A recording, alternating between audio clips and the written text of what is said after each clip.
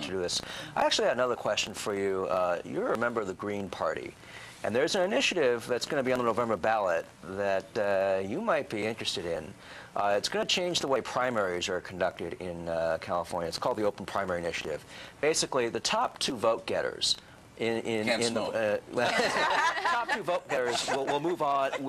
Instead of voting for your party, everyone can vote for anyone they want in the primary, and then the top two vote getters go and move on to the general election.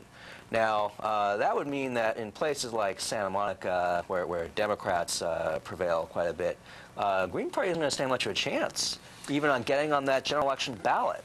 So what's your thoughts there?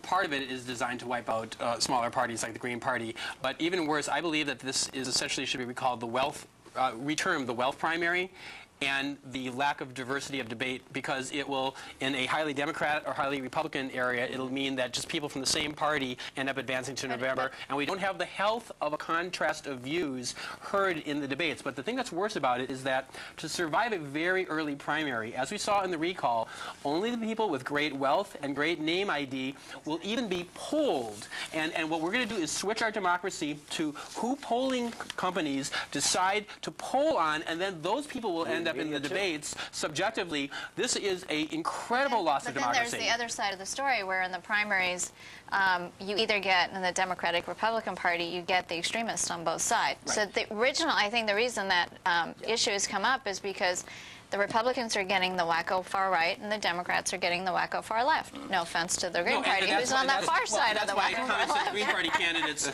who aren't wacko should have their place at the table. But the Green Party opposes this wealth primary, and what we say in the situation to resolve what you're talking about is the ranked voting system, instant runoff voting, where you can rank your candidates, and if your first choice doesn't win, your vote goes to your second choice. San Francisco's going to try that. San Francisco's going to do it this fall. Yeah, and that was pushed by Matt Gonzalez, our Green Board of Supervisors. That's a better answer to fixing your primaries. All right, that's another story for another time, and we'd like to spend more time on that, because this is an interesting political dilemma or point of view that we need to hear more on, and we'll talk about that later. But first of all, let me thank you very much for stopping by. Excuse me, there's a little cigarette ash on your coat there, and I want you to come back and see us as soon as you can. Congratulations for manifesting yourself here at this desk. Thank you very much. Okay, thank you. Michael Feinstein.